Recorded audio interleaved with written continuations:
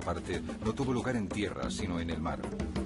En un choque brutal y sangriento, no lejos del puerto español de Cádiz, la flota franco-española del almirante Villeneuve quedó totalmente cercada por barcos británicos dirigidos por el almirante Lord Nelson, el mayor héroe naval de la nación. La batalla naval más famosa de la historia se libró un tranquilo día de octubre de 1805 en Trafalgar.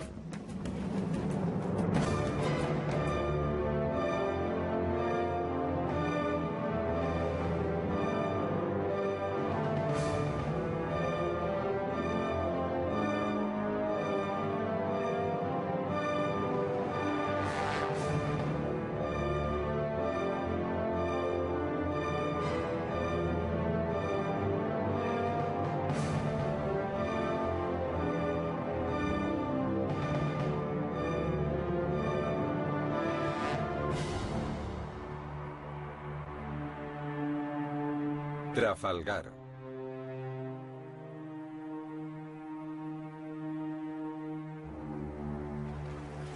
El Tratado de Amiens, firmado el 25 de marzo de 1802, otorgó a Gran Bretaña y a Francia una paz frágil que duró poco más de un año.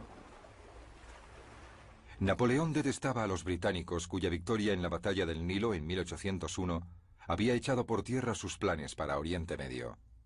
Además, el tratado fue apenas un intervalo entre guerras, durante el cual el emperador reconstruyó su armada y urdió minuciosos planes para invadir Inglaterra.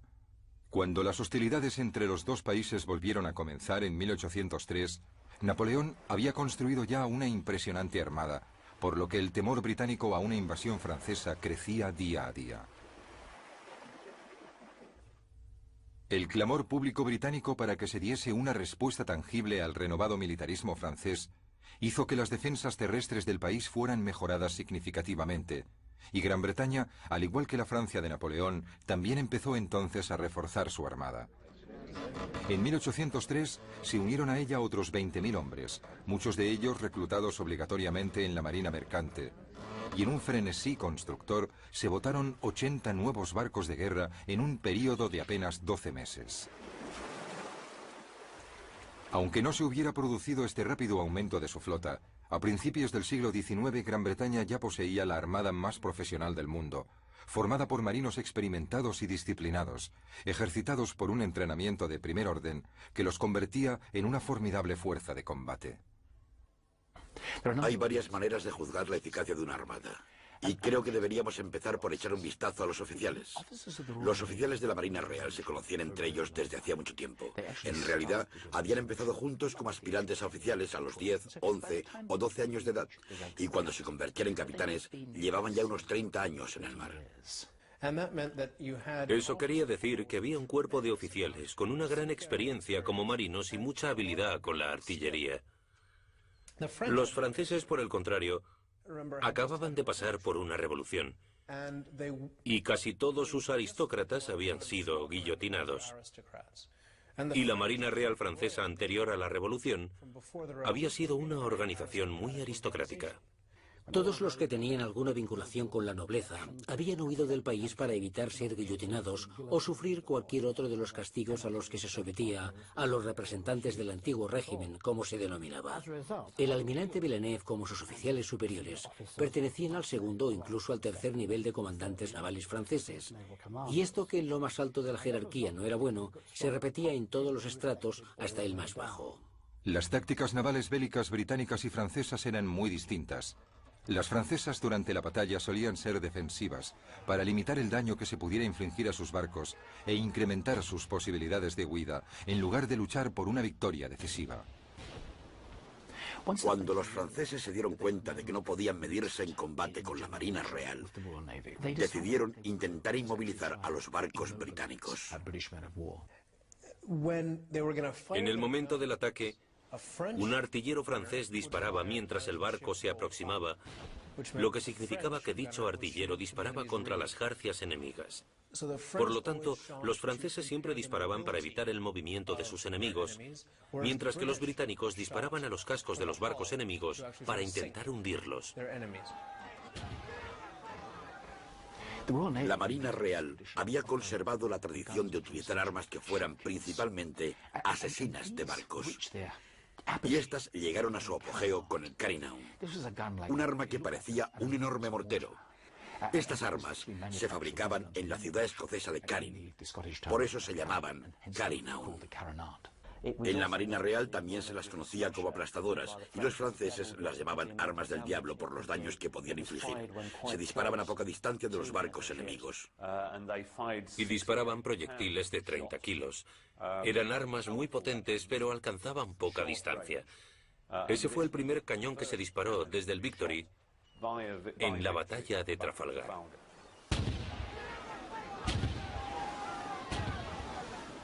De las variadas tácticas que se utilizaban para causar daños en los barcos enemigos y matar a los que iban a bordo, barrer un barco era la más efectiva. Para conseguirlo, un buque debía pasar junto a la popa de su oponente, desde donde podía lanzar los proyectiles de sus cañones de popa a proa. Eso permitía concentrar la potencia de todo el lado contra la zona más débil del barco enemigo. Así evitaban que el enemigo maximizara su potencia de fuego mientras se maximizaba la propia. Cualquier objetivo del barco que se pudiera alcanzar, se alcanzaba. Si estás disparando a través de la popa del barco, puedes darle a cualquier parte del barco. Puedes darle a los 3 mástiles si lo deseas. Cuando no era posible llevar a cabo las complicadas maniobras que se necesitaban para barrer un barco durante el fragor de la batalla, los buques luchaban costado, con las bordas casi tocándose y los cañones disparando a bocajarro contra el enemigo. El combate costado con costado, que se había convertido en la manera más común de atacar un barco enemigo, había evolucionado desde el siglo XVI. Principalmente lo que se solía hacer era ponerse en paralelo al navío adversario y disparar con los cañones. La desventaja de luchar costado con costado era que se tardaba mucho tiempo en tener algún efecto sobre el buque atacado. Era totalmente increíble la cantidad de impactos que un barco de 3 gruesas cubiertas de madera de teca y un casco fabricado también con teca podía llegar a soportar. Cuando Nelson escribió en su famoso memorándum antes de la batalla de Trafalgar que ningún capitán puede equivocarse mucho si coloca su buque junto al del enemigo, hablaba por experiencia. Había visto los efectos de un ataque costado con costado lanzado contra el interior estrecho de las cubiertas de armas de un buque de guerra. El efecto del fuego disparado desde otros buques al costado de un barco lo que producía era romper la madera del lugar del impacto en enormes y peligrosas astillas que volaban en todas direcciones por las cubiertas de armas inferiores, causando un caos absoluto y graves heridas a los hombres. A menudo provocaban la muerte, pero más frecuentemente infligían importantes mutilaciones. Los artilleros ingleses eran más rápidos en la tarea de cargar sus armas que los de la Marina francesa, principalmente por su nivel de formación. Además, tenían mejor puntería que sus homólogos franceses. Todos los cañones se cargaban por su boca, pero los artilleros disponían de diferentes tipos de munición, según el objetivo que intentaran alcanzar. Los proyectiles redondos y sólidos se disparaban para causar daños estructurales. Los proyectiles de barra, que eran 2 balas de cañón unidas por una barra de acero, se lanzaban girando por el aire para atacar los mástiles.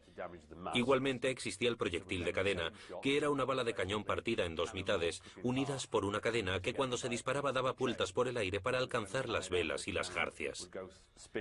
Y finalmente estaba lo que se llamaba proyectil de racimo, que era un paquete formado por 9 balas de cañón de 1 kilo, envueltas juntas con lonas y cuerdas. Esta era como un arma antipersona porque cuando se disparaba, la lona y las cuerdas se quemaban y entonces se liberaban las pequeñas balas que barrían la cubierta del enemigo. Normalmente este tipo de arma se disparaba contra grupos de abordaje en las cubiertas enemigas. Los británicos eran unos enemigos particularmente temibles cuando abordaban un barco. En una famosa ocasión, los 50 hombres que formaban la tripulación del Speedy consiguieron dominar y vencer a los más de 300 marineros de un navío francés. Más frecuentemente, sin embargo, los barcos izaban bandera blanca y se rendían antes de que el combate cuerpo a cuerpo tuviera lugar.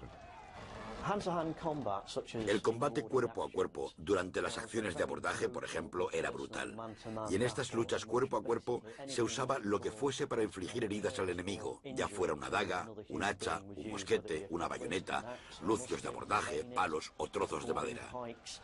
Cualquier cosa que se pudiese empuñar o con la que se pudiese golpear a otro hombre se utilizaba para intentar hacerse con el control del barco enemigo.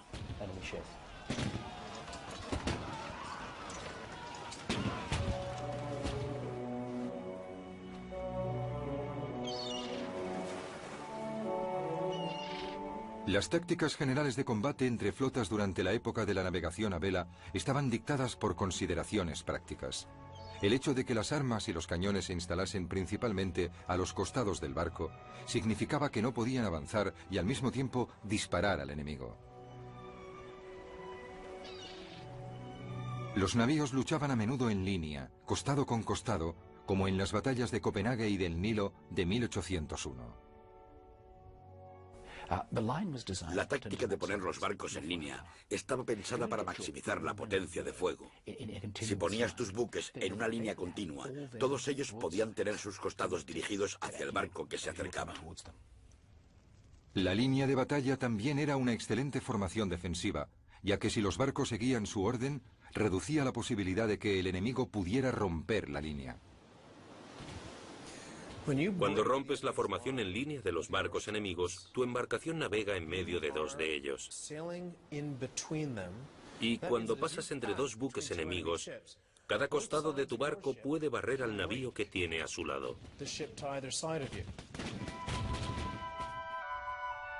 Desde 1803, Napoleón había estado reuniendo a sus ejércitos en Boulogne, esperando el momento adecuado para atacar Inglaterra.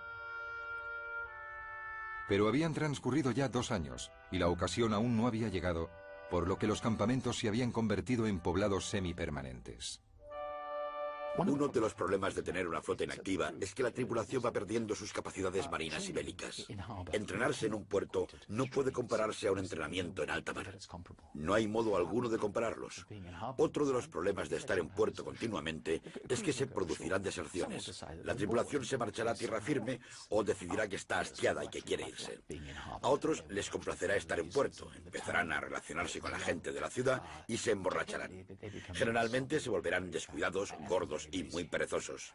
Hay que comparar el estado de los franceses y de los españoles en el puerto de Cádiz con el de los miembros de la Marina Real Británica, tras 22 meses de incansable entrenamiento en sus buques hostigados por las tormentas. Con cada semana que transcurría, Napoleón se iba impacientando más, porque sus planes se veían obstaculizados y frustrados por Sir William Cornwallis, cuyos buques bloqueaban todos los puertos entre Brest y el Ferrol.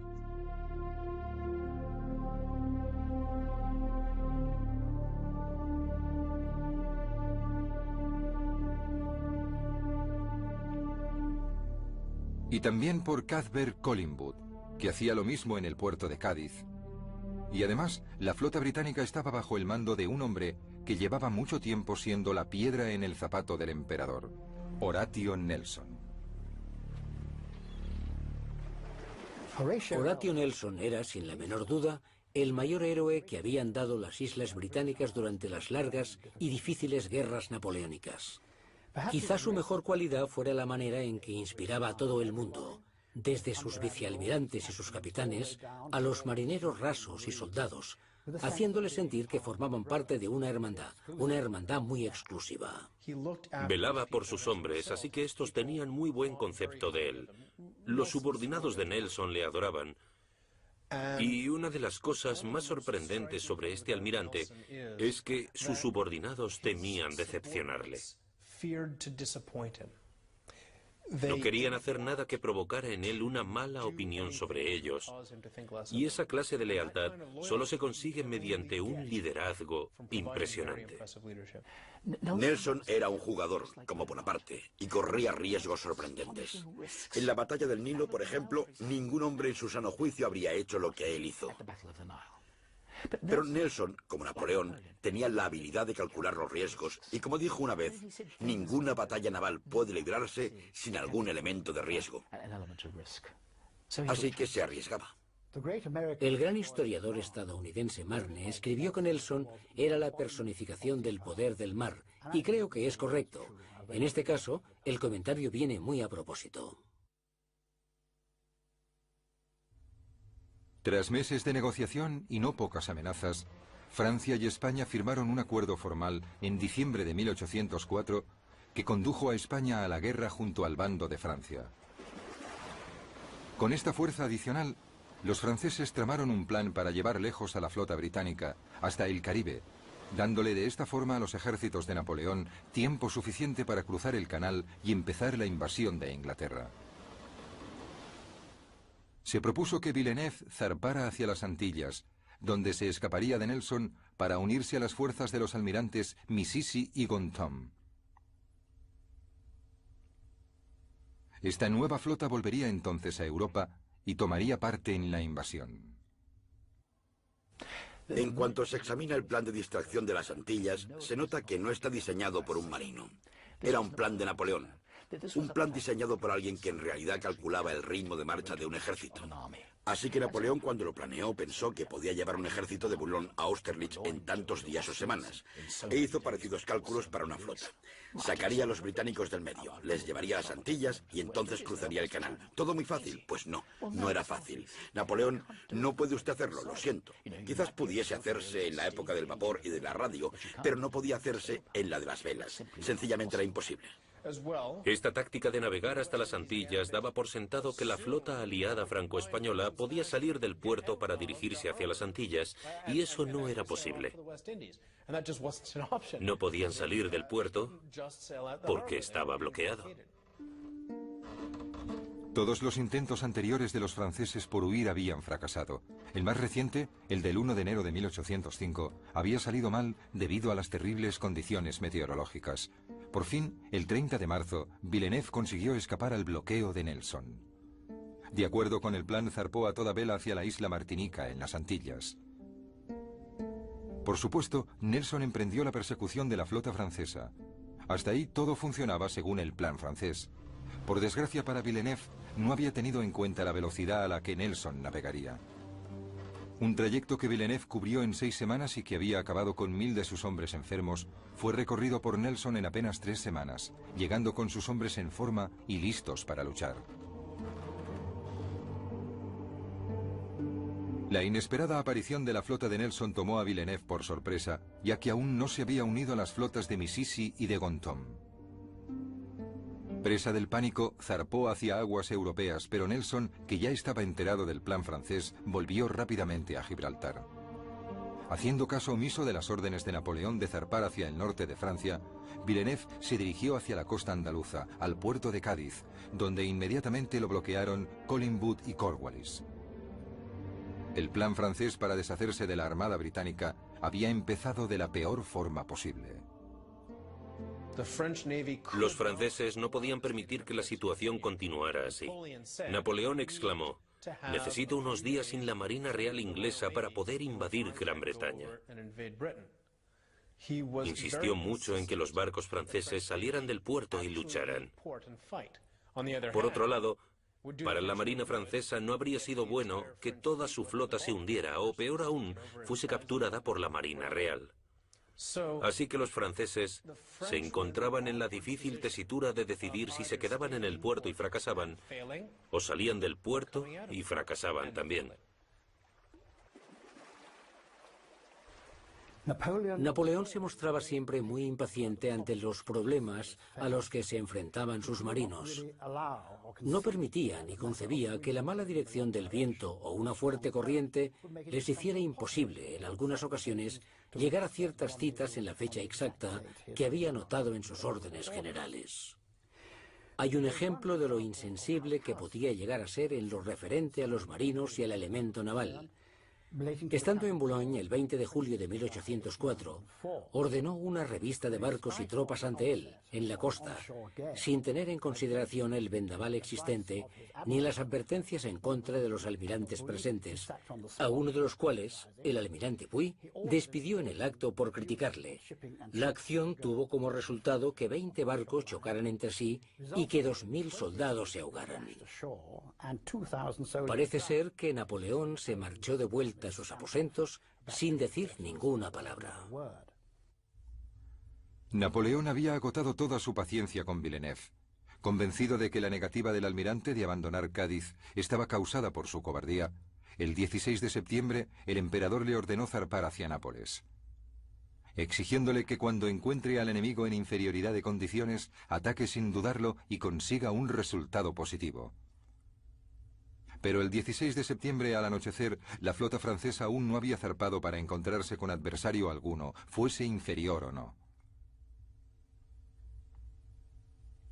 Al día siguiente, Napoleón, enterado de todo y por ello todavía más furioso con Villeneuve, decidió reemplazarlo por el vicealmirante Rosilly, que fue inmediatamente enviado a Cádiz para comandar la flota.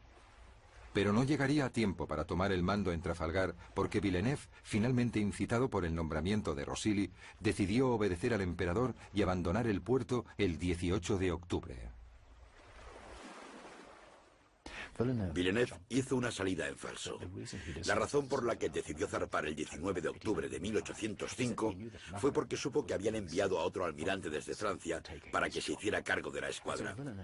Así que Villeneuve decidió que antes de que ese nuevo almirante llegara, iba a vencer a los británicos.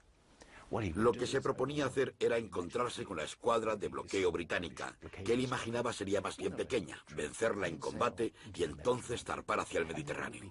Así podría apuntarse un buen tanto ante Napoleón Bonaparte. Quedaban apenas unas horas para la batalla de Trafalgar.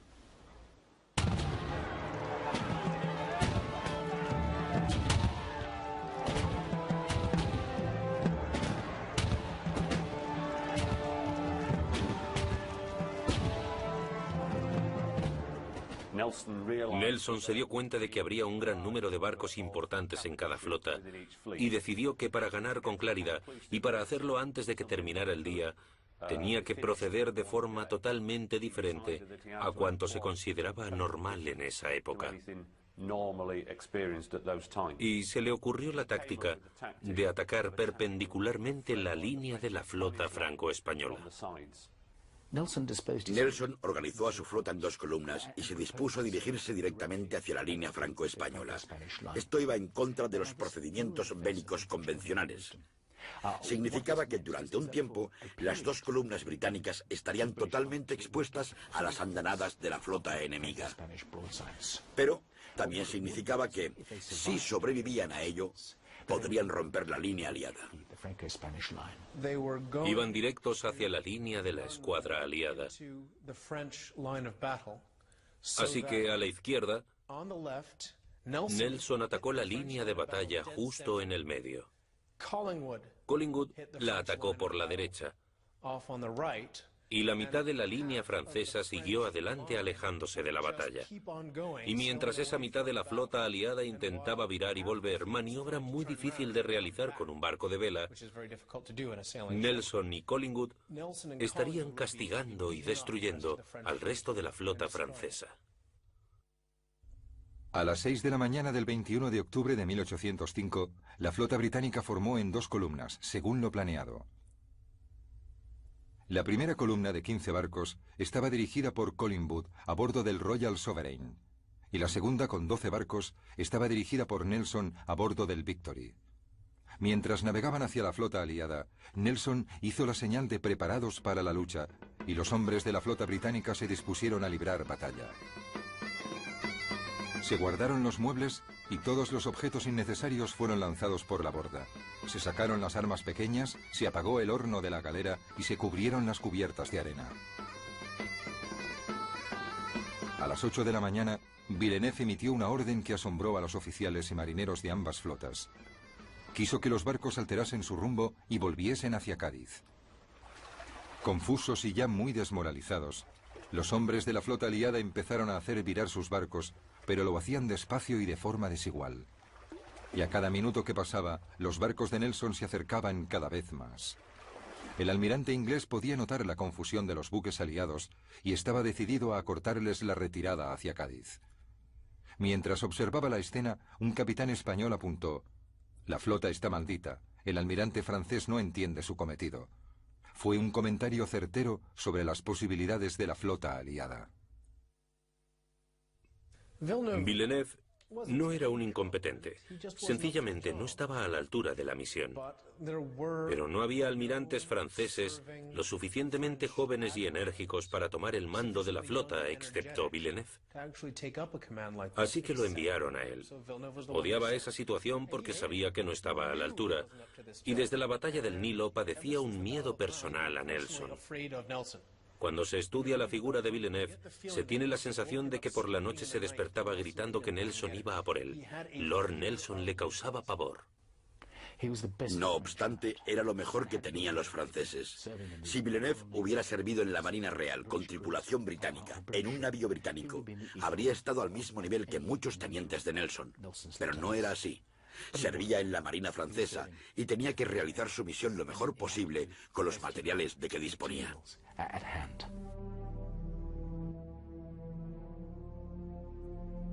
Las dos columnas británicas continuaron acercándose a la frágil línea aliada.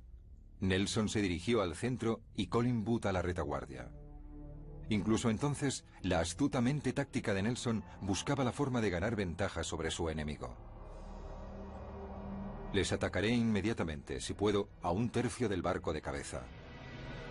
Creo que eso sorprenderá y confundirá al enemigo. Nos llevará a una batalla desordenada, y eso es lo que quiero. Situó al Victory donde quería.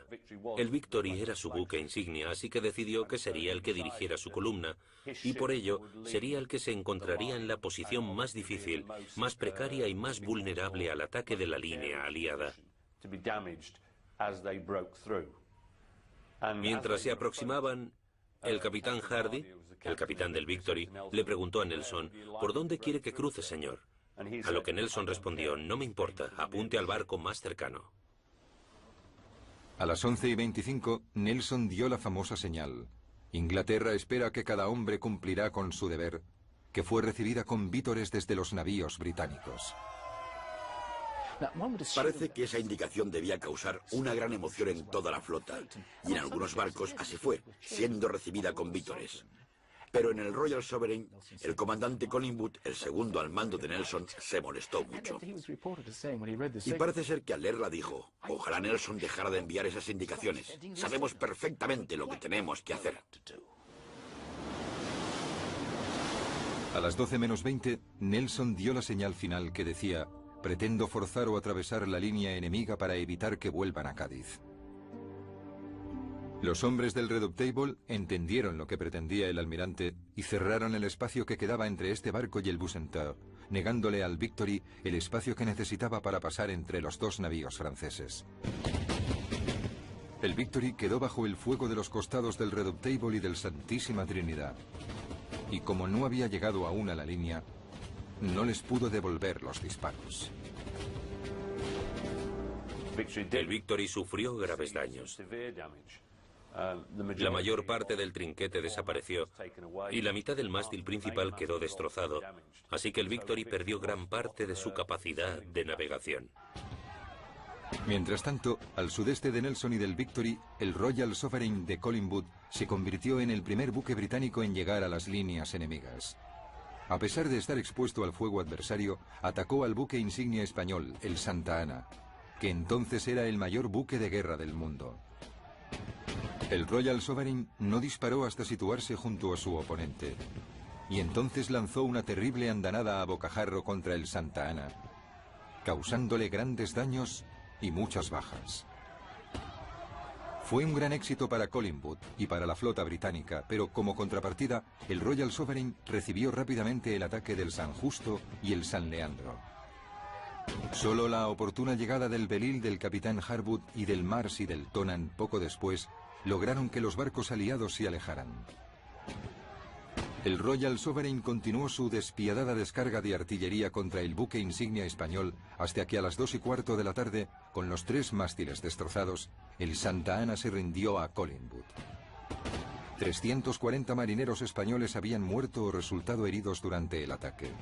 El Royal Sovereign también se encontraba muy dañado, con 141 hombres muertos o gravemente heridos esparcidos sobre las cubiertas.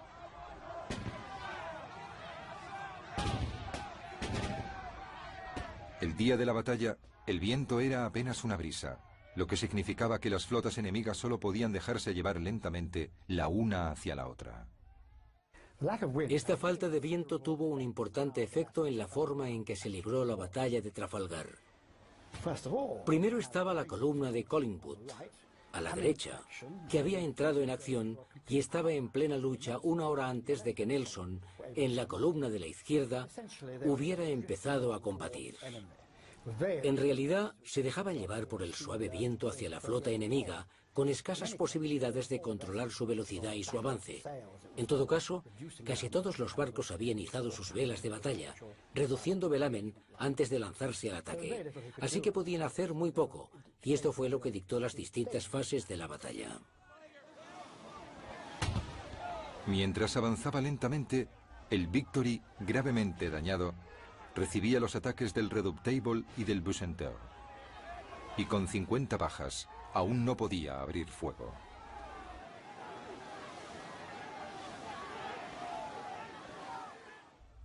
Finalmente, a la 1 de la tarde, el Victory rompió la línea aliada y se colocó en posición para barrer al Bucentaure. Lo hizo con una eficacia devastadora, dejando al buque francés muy dañado y vomitando un humo denso y negro. Cuando el Victory rompió la línea, lo hizo por la popa del barco francés Bucentaure.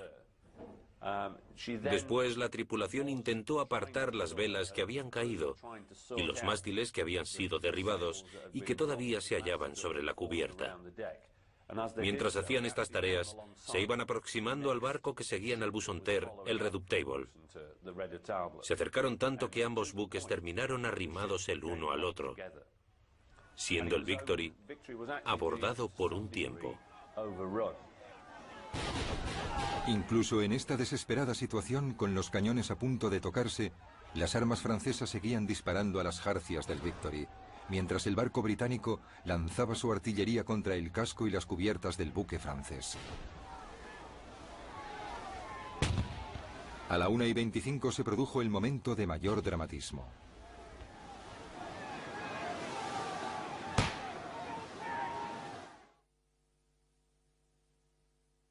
Cuando el fuego enemigo alcanzó a Nelson, este iba y venía nerviosamente por el castillo de popa junto a Hardy. No había mucho más que pudiera hacer. Tenía que dejar que los hombres se le vieran para mantener alto su espíritu combativo. Nelson no usaba la chaqueta de su uniforme. Vestía una levita raída, pero como era caballero de 4 órdenes de caballería diferentes, tenía bordadas las insignias de dichas órdenes en la levita. Era un objetivo claro, pues aunque no llevara su uniforme de almirante, portaba una chaqueta que cualquiera podía distinguir. Nelson se hallaba cerca del hueco de la escotilla, y mientras estaba encarado hacia la popa, una bala venida del Redoutable le alcanzó de lleno. Le entró por el hombro, le atravesó el torso y se le incrustó en la columna vertebral. Al levantarlo del suelo, Nelson le dijo a Hardy: «Al fin han acabado conmigo, Hardy. Me han roto la columna». Inmediatamente sacaron a Nelson de la cubierta. Le llevaron, herido de muerte, a la cabina del Victory, que estaba llena de marineros muertos o moribundos, en una escena que Alexander Scott, el capellán del barco, compararía más tarde con el caos de una carnicería. En medio de esa pesadilla de miembros amputados y cuerpos destrozados, el almirante Nelson yacía moribundo. A los marineros y oficiales heridos en un buque de guerra se les atendía bajo las cubiertas en la cabina del piloto. Los cirujanos trabajaban allí abajo. Era una escena horrible. Allí llevaron a Lord Nelson. Los marineros lo llevaron en brazos hasta la cabina, pero cuando el cirujano le dijo: Intentaré salvarle, señor. Nelson le respondió, no pierda el tiempo conmigo, voy a morir. Noto que tengo la columna partida. Noté cómo la bala me rompía la espalda. Nelson dijo que sentía que sangraba cada vez que respiraba. Y repitió que estaba acabado. No se moleste por mí. Vaya a atender a los hombres que pueda salvar.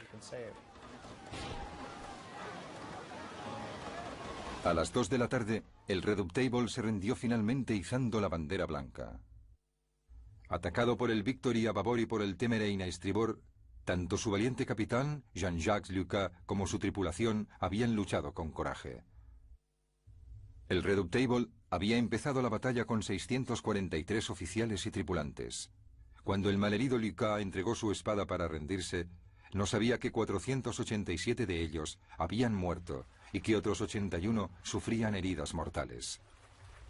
Solo 75 hombres estaban lo bastante bien como para poder tripular el barco. A los británicos no todo les estaba saliendo bien.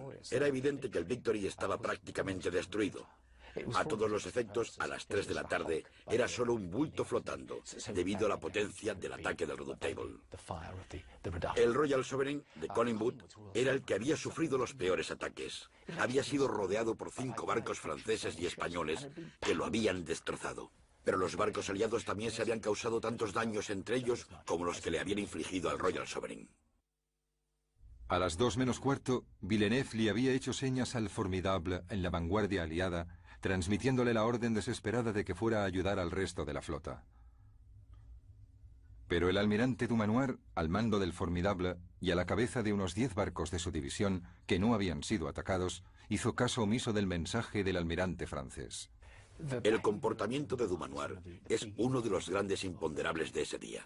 ¿Qué estaba haciendo? ¿Por qué no viró más rápidamente? ¿Era un cobarde? ¿O había otra razón que lo motivaba? No puedo creer que fuera un cobarde, y no creo que los historiadores en general piensen que a Dumanoir le faltara arrojo para luchar. Dumanoir odiaba a Villeneuve. Existía un gran conflicto entre ellos. Eran rivales desde hacía años, y Dumanoir sabía perfectamente lo que intentaba hacer Villeneuve con el Victory para ascender de categoría y continuar con su oposición a Napoleón Bonaparte. Sabía que habían enviado a otro oficial para comandar la flota franco-española y que Villeneuve se había lanzado a la batalla solo para escalar profesionalmente. Hasta las 2:30 de la tarde no viró para acercarse al combate, pero en ese momento ya solo quedaban 5 barcos aliados. El Rayo, el Francisco de Asís y el Eros, que se dirigían rumbo al norte, alejándose de la batalla tanto como podían, mientras que el San Agustín y el Intrepid habían tomado por propia iniciativa la decisión de dirigirse hacia la batalla. Dumanoir apenas tenía viento para virar rápidamente. Cuando finalmente logró hacerlo, seguía sin haber suficiente viento para lograr acercarse con rapidez al escenario de la batalla. Así que se desplazaba lentamente porque, como se trataba de barcos de vela, sin viento no avanzaban. Solo soplaba una suave brisa y Dumanoir tenía que dirigirse tan raudo como fuera posible hacia la batalla. Pero no podía hacerlo. La reducida división de Dumanoir llegó finalmente 3 horas después de que hubiera empezado la lucha. Y no lo hizo con facilidad. El Mont Blanc y el Intrepid consiguieron navegar el uno hacia el otro, mientras que el Neptuno fue atacado por el Minotaur y por el Spearhead, que le disparó hasta que se rindió a las 5:10.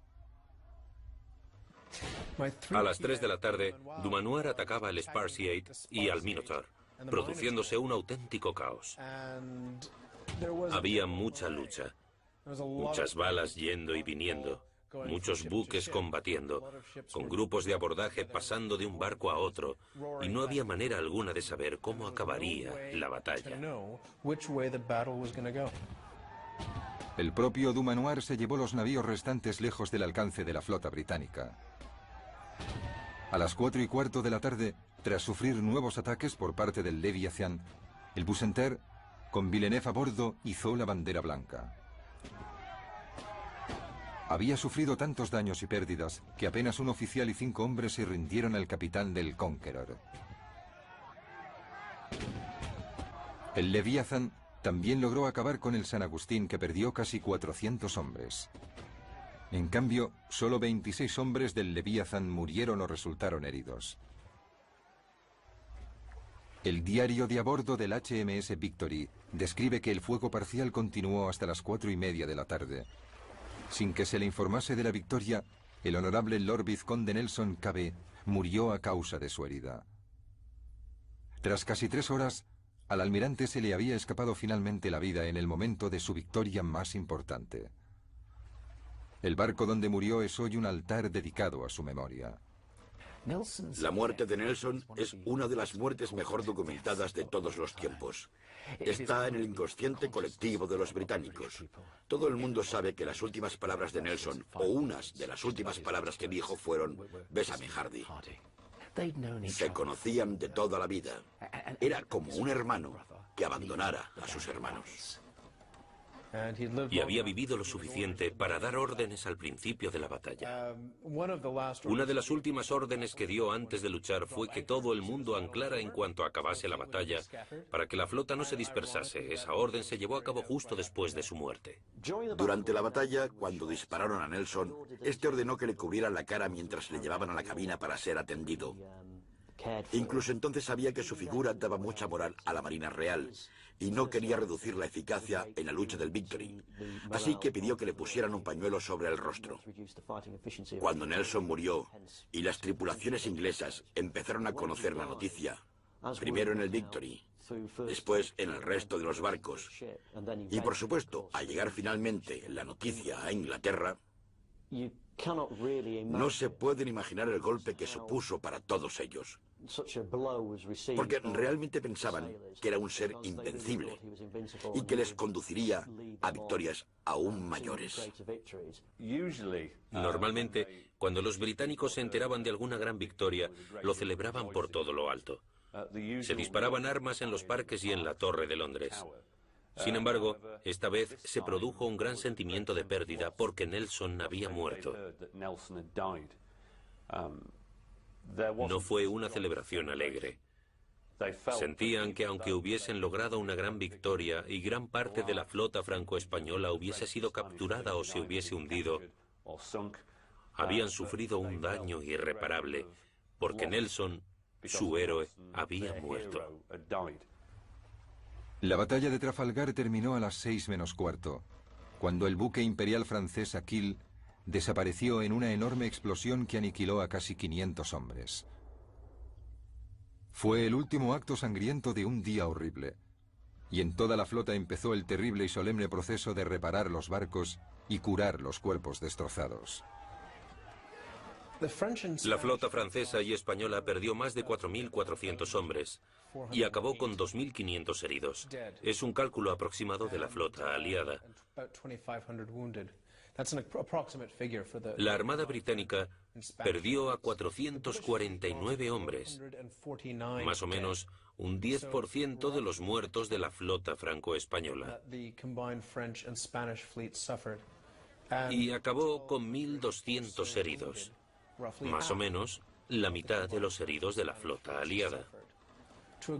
En gran parte se debió a que los artilleros británicos disparaban a los cascos franceses, así que había muchas astillas volando en dichos barcos y matando gente, mientras que los franceses intentaban inmovilizar los barcos ingleses con su artillería y disparaban a las velas y a las jarcias para conservar el barco y llevárselo como botín, por lo que no mataron a tantos marineros británicos. Los ingleses inicialmente se llevaron 17 barcos franco-españoles como botín. Un barco explotó de manera espectacular y la noche del 21 de octubre estalló una tormenta que hizo perder 13 más. Así que el botín total fue de apenas 4 barcos. De los 27 buques británicos que habían entrado en combate, casi la mitad estaban fuera de servicio la noche del 21 de octubre. Así que no fue una victoria fácil. Los franceses y los españoles habían luchado muy duro y habían causado grandes daños en los barcos de la Marina Real. Después de Trafalgar, el Victory quedó seriamente dañado. Lo repararon y continuó en activo hasta 1812. Durante el periodo comprendido entre 1808 y 1812, lo comandó el almirante Simérez en el Báltico. Después volvió a Portsmouth, donde estuvo anclado como buque insignia del puerto hasta 1921, cuando lo retiraron al dique seco, donde todavía sigue. Sin embargo, igual que entonces, sigue siendo, y ojalá así sea para siempre, un barco al servicio de la Marina Real. Actualmente es el barco en servicio más antiguo del mundo, como indica la bandera de la insignia blanca, y tiene asignada tripulación de la Marina Real a bordo.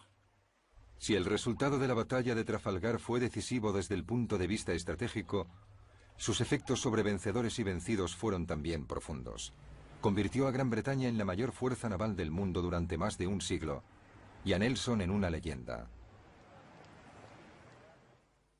Conservado en alcohol, su cuerpo fue devuelto a Inglaterra, donde recibió funerales de Estado. Villeneuve, capturado, fue repatriado un año después, suicidándose en circunstancias sospechosas al poco de regresar a su país. Muchos afirmaron que la batalla de Trafalgar había salvado a Gran Bretaña del inminente peligro de invasión. De hecho, no fue así. Napoleón había cancelado todos los preparativos para la invasión al saber que el almirante Villeneuve había entrado en Cádiz unos días antes. Y el día de la batalla de Trafalgar se hallaba en Alemania, involucrado en plena campaña de Lom.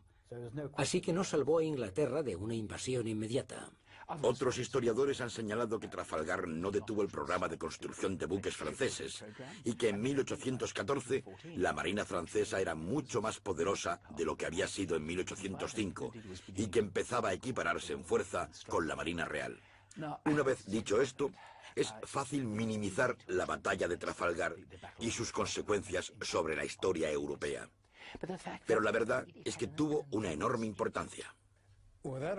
Sin flota, Bonaparte no podía cruzar el canal, ni podía invadir Gran Bretaña. Sin flota, Francia no podía desafiar a la Marina Real por el dominio del Mediterráneo. Así que, después de Trafalgar, a Gran Bretaña dejó de preocuparle una invasión francesa. Después de Trafalgar, el mar Mediterráneo se convirtió en un lago inglés. Después de Trafalgar, Francia se convirtió en una potencia únicamente continental, lo que quiere decir que no podía conquistar más colonias en ultramar ni recibir productos de esas colonias. Tenían que apoyarse únicamente en los recursos que tenían en Europa. El sueño de Napoleón de invadir Inglaterra había sido destruido para siempre, aunque la derrota no menguó su ambición. El despótico soberano ya había llevado su gran armée lejos de las costas del norte de Francia, a Austria, donde le esperaban las glorias de Austerlitz.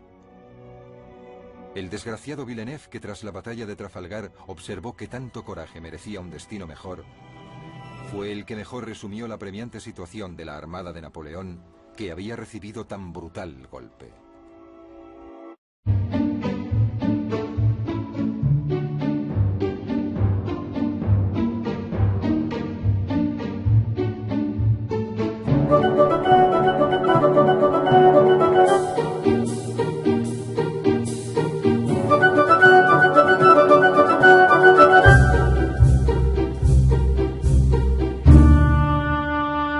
Cuya victoria en la batalla del Nilo en 1801 había echado por tierra sus planes para Oriente Medio. Además, el tratado fue apenas un intervalo entre guerras, durante el cual el emperador reconstruyó su armada y urdió minuciosos planes para invadir Inglaterra. Cuando las hostilidades entre los dos países volvieron a comenzar en 1803, Napoleón había construido ya una impresionante armada, por lo que el temor británico a una invasión francesa crecía día a día. El clamor público británico para que se diese una respuesta tangible al renovado militarismo francés hizo que las defensas terrestres del país fueran mejoradas significativamente, y Gran Bretaña, al igual que la Francia de Napoleón, también empezó entonces a reforzar su armada. En 1803 se unieron a ella otros 20.000 hombres, muchos de ellos reclutados obligatoriamente en la marina mercante, y en un frenesí constructor se botaron 80 nuevos barcos de guerra en un período de apenas 12 meses. Aunque no se hubiera producido este rápido aumento de su flota, A principios del siglo XIX, Gran Bretaña ya poseía la armada más profesional del mundo, formada por marinos experimentados y disciplinados, ejercitados por un entrenamiento de primer orden que los convertía en una formidable fuerza de combate. Hay varias maneras de juzgar la eficacia de una armada. Aparte, no tuvo lugar en tierra, sino en el mar.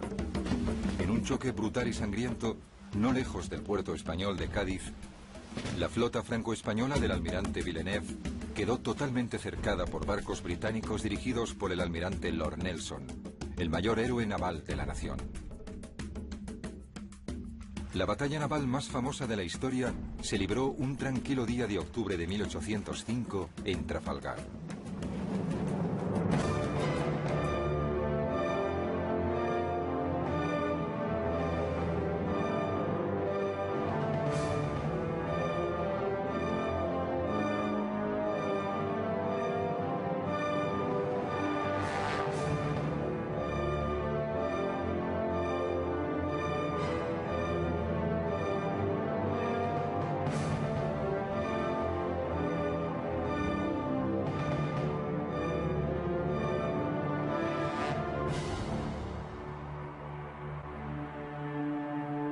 Trafalgar.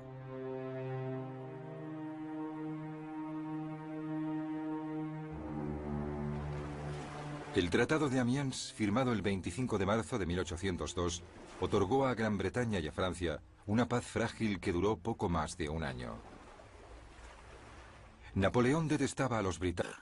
Y creo que deberíamos empezar por echar un vistazo a los oficiales. Los oficiales de la Marina Real se conocían entre ellos desde hacía mucho tiempo. En realidad, habían empezado juntos como aspirantes a oficiales a los 10, 11 o 12 años de edad. Y cuando se convertían en capitanes, llevaban ya unos 30 años en el mar. Eso quería decir que había un cuerpo de oficiales con una gran experiencia como marinos y mucha habilidad con la artillería. Los franceses, por el contrario, acababan de pasar por una revolución y casi todos sus aristócratas habían sido guillotinados. Y la Marina Real Francesa anterior a la revolución había sido una organización muy aristocrática. Todos los que tenían alguna vinculación con la nobleza habían huido del país para evitar ser guillotinados o sufrir cualquier otro de los castigos a los que se sometía a los representantes del antiguo régimen, como se denominaba. El almirante Villeneuve, como sus oficiales superiores, pertenecían al segundo o incluso al tercer nivel de comandantes navales franceses. Y esto, que en lo más alto de la jerarquía no era bueno, se repetía en todos los estratos hasta el más bajo. Las tácticas navales bélicas británicas y francesas eran muy distintas. Las francesas durante la batalla solían ser defensivas, para limitar el daño que se pudiera infligir a sus barcos e incrementar sus posibilidades de huida, en lugar de luchar por una victoria decisiva. Variadas tácticas que se utilizaban para causar daños en los barcos enemigos y matar a los que iban a bordo, barrer un barco era la más efectiva. Para conseguirlo, un buque debía pasar junto a la popa de su oponente, desde donde podía lanzar los proyectiles de sus cañones de popa a proa. Eso permitía concentrar la potencia de todo el lado contra la zona más débil del barco enemigo. Así evitaban que el enemigo maximizara su potencia de fuego mientras se maximizaba la propia. Cualquier objetivo del barco que se pudiera alcanzar, se alcanzaba. Si estás disparando a través de la popa del barco, puedes darle a cualquier parte del barco. Puedes darle a los 3 mástiles si lo deseas. Cuando no era posible llevar a cabo las complicadas maniobras que se necesitaban para barrer un barco durante el fragor de la batalla, los buques luchaban costado, con las bordas casi tocándose y los cañones disparando a bocajarro contra el enemigo. El combate costado con costado, que se había convertido en la manera más común de atacar un barco enemigo, había evolucionado desde el siglo XVI. Principalmente lo que se solía hacer era ponerse en paralelo al navío adversario y disparar con los cañones. La desventaja de luchar costado con costado era que se tardaba mucho tiempo en tener algún efecto sobre el buque atacado. Era totalmente increíble la cantidad de impactos que un barco de 3 gruesas cubiertas de madera de teca. Cuando los franceses se dieron cuenta de que no podían medirse en combate con la Marina Real, decidieron intentar inmovilizar a los barcos británicos. En el momento del ataque, Un artillero francés disparaba mientras el barco se aproximaba, lo que significaba que dicho artillero disparaba contra las jarcias enemigas. Por lo tanto, los franceses siempre disparaban para evitar el movimiento de sus enemigos, mientras que los británicos disparaban a los cascos de los barcos enemigos para intentar hundirlos. La Marina Real había conservado la tradición de utilizar armas que fueran principalmente asesinas de barcos. Y estas llegaron a su apogeo con el Carinaw, un arma que parecía un enorme mortero.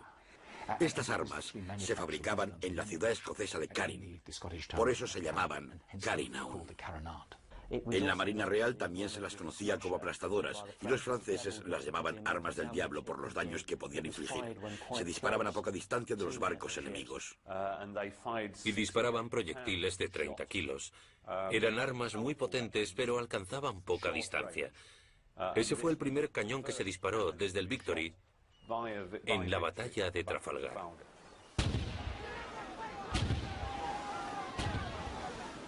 De las